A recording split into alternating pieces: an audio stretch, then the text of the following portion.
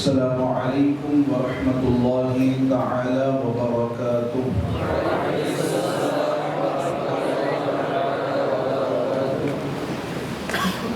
الحمد للہ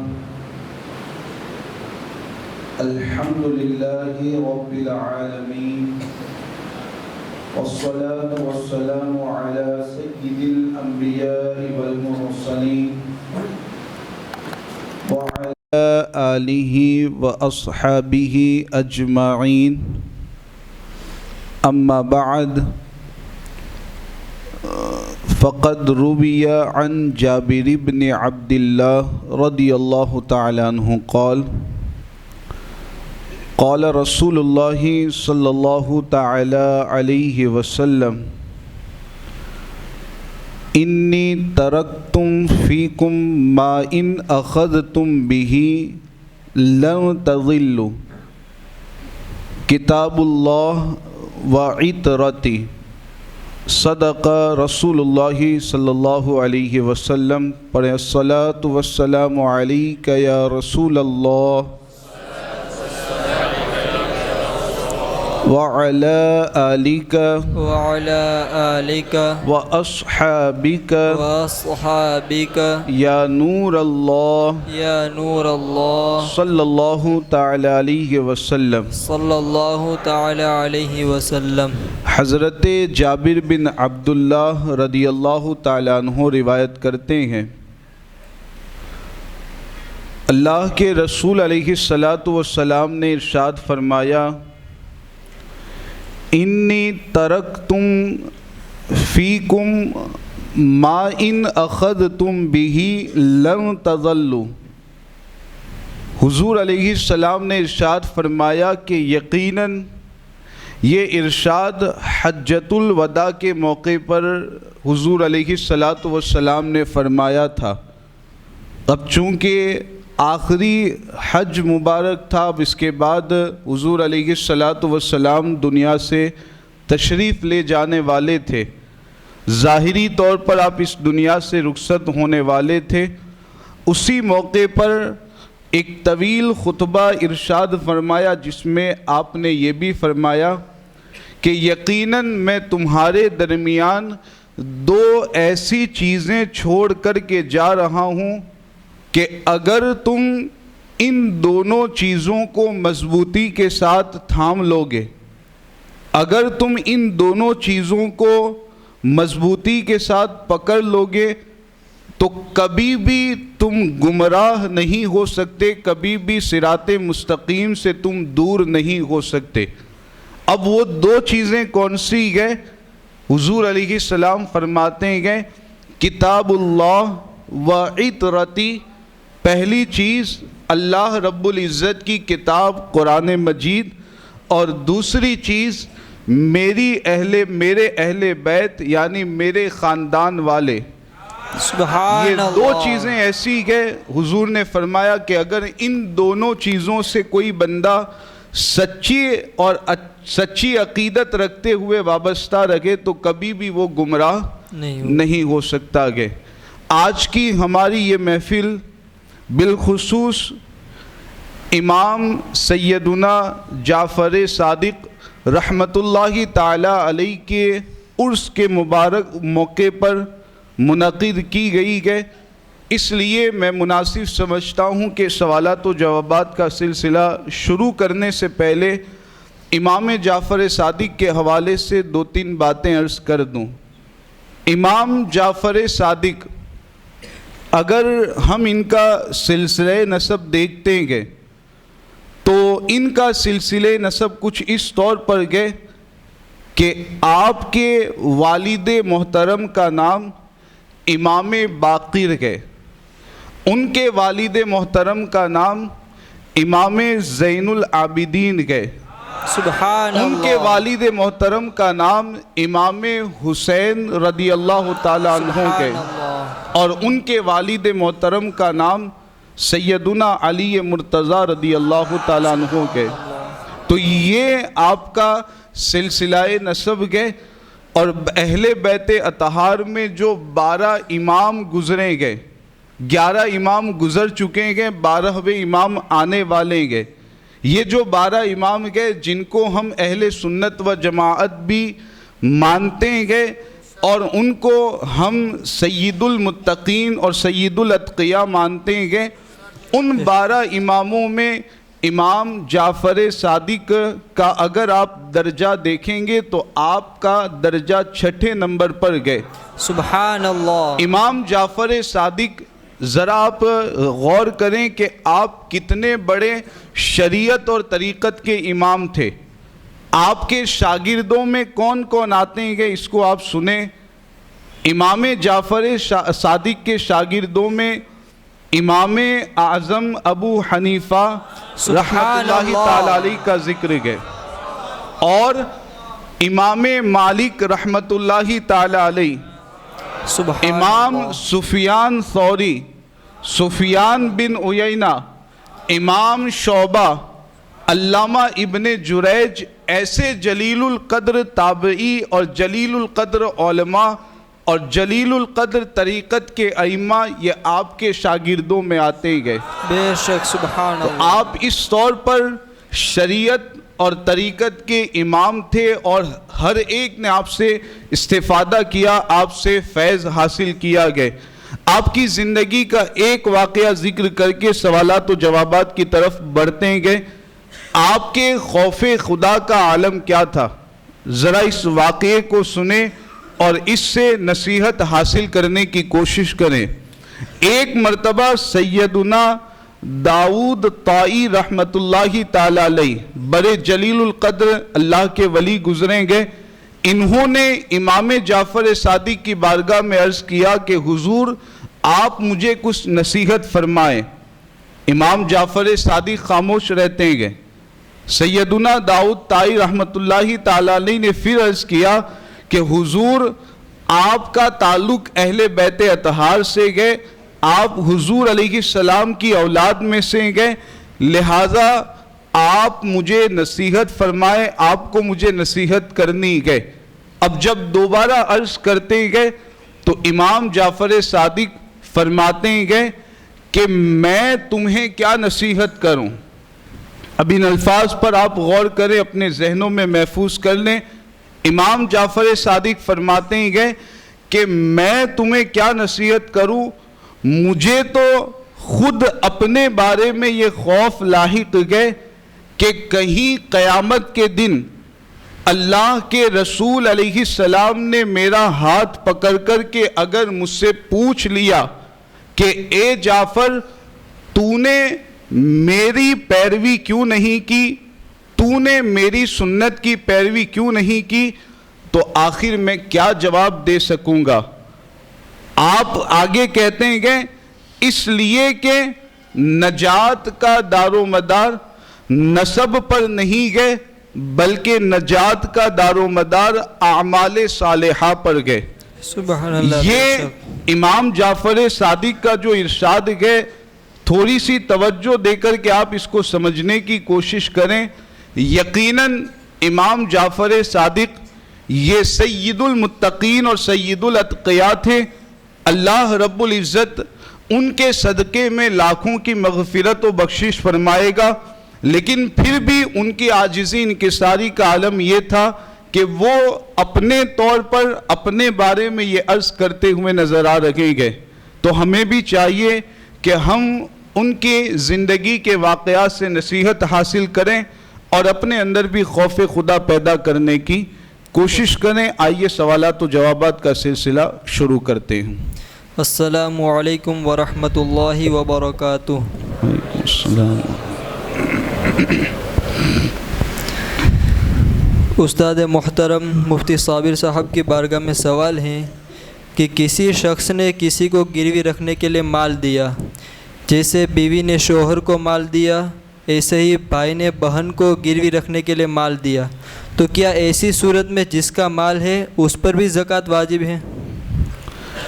اس سے پہلے والی نشست میں یہ مسئلہ تو بیان کر دیا گیا کہ جو سامان گروی رکھا جاتا ہے، جو چیز گروی رکھی جاتی ہے، شریعت کے اعتبار سے اس پر زکوٰۃ واجب نہیں ہوتی ہے جب تک اس گروی رکھی ہوئی چیز کو چھڑا نہ لیا جائے، اپنے قبضے میں نہ لیا جائے، تب تک اس پر زکوٰۃ لازم نہیں ہوتی ہے۔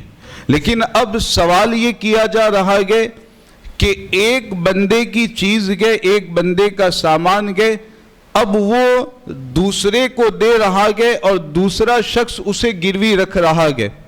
یہ معاملہ آپ غور کریں کہ ہمارے یہاں اس طرح کا معاملہ پیش آتا ہے، بھائی کے اوپر اگر قرضہ گئے، بھائی کو پیسوں کی ضرورت گئے، تو یہ دیکھا جاتا ہے کہ بہن اپنا سونا بھائی کو دیتی گئے، بھائی سونے کو گروی رکھتا گئے، پھر اس کے بدلے میں پیسے حاصل کرتا گئے۔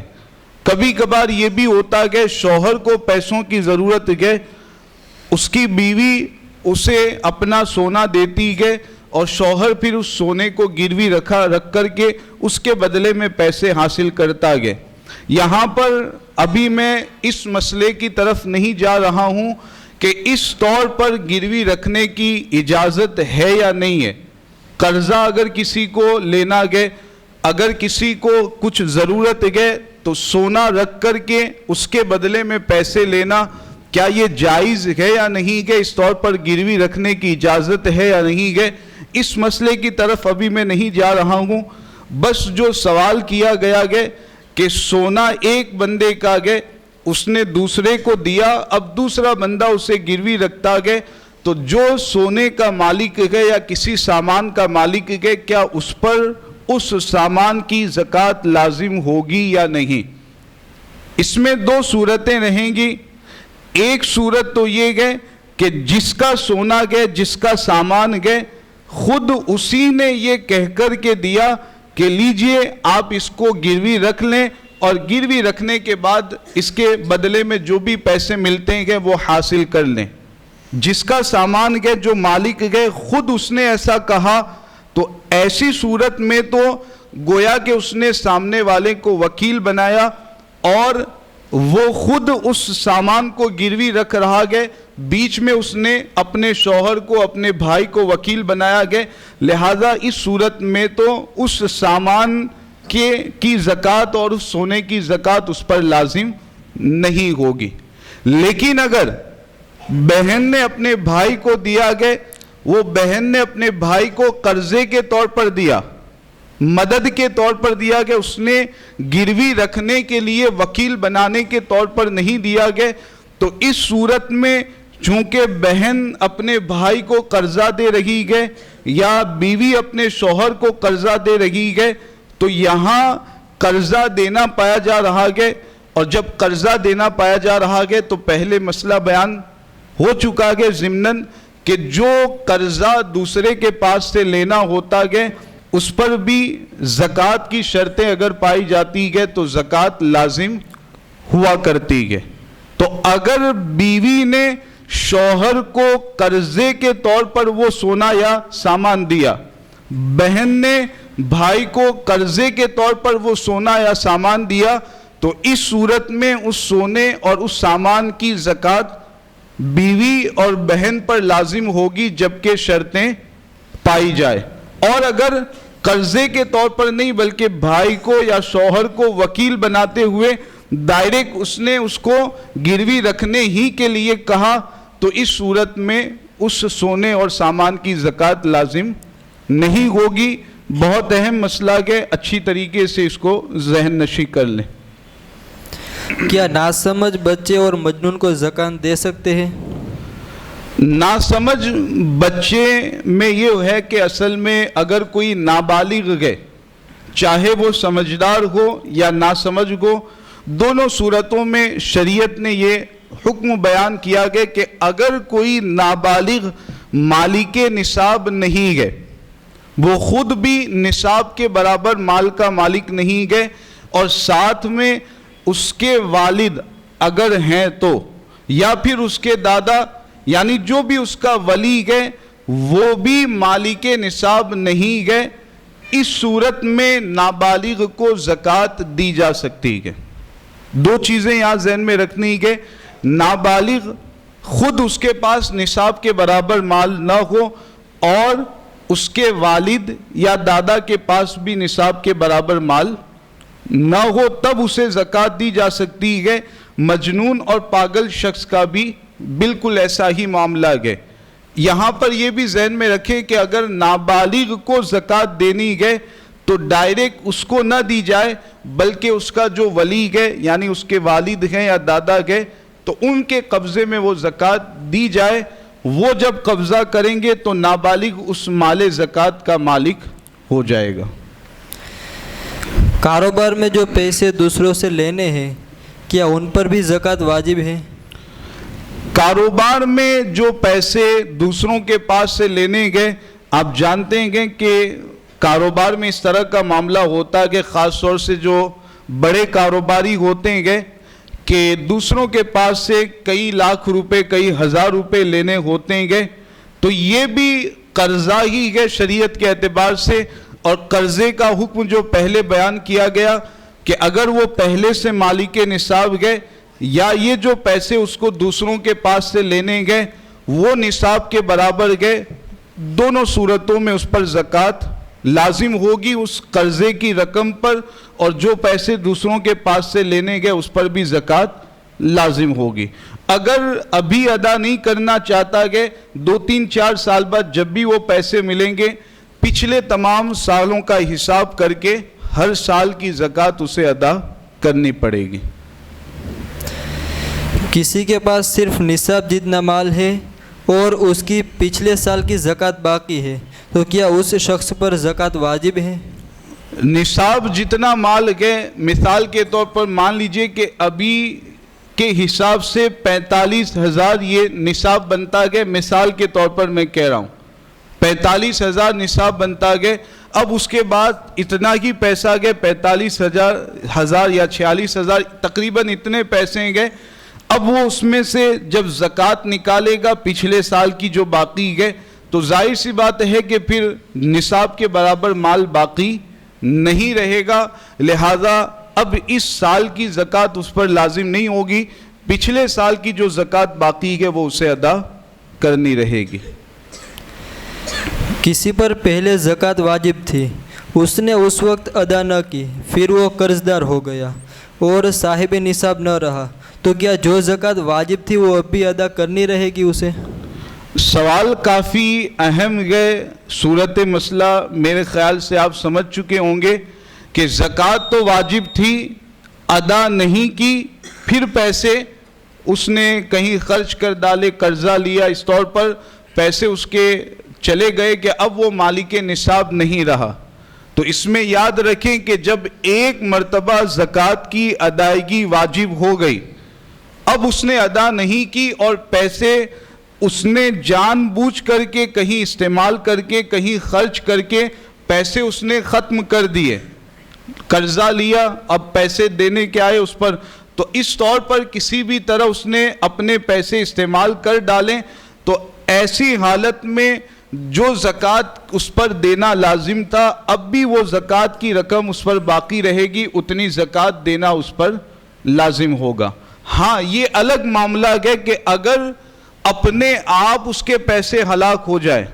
ایک مثال دوں جیسے زکوٰۃ دینا لازم ہوا تھا اب اس نے اپنے پیسے مکان میں رکھے تھے دکان میں اس نے پیسے رکھے تھے اور دکان یا مکان میں آگ لگ گئی اور آگ لگنے کی وجہ سے جو پیسے تھے اس کے تمام پیسے ہلاک ہو گئے برباد ہو گئے.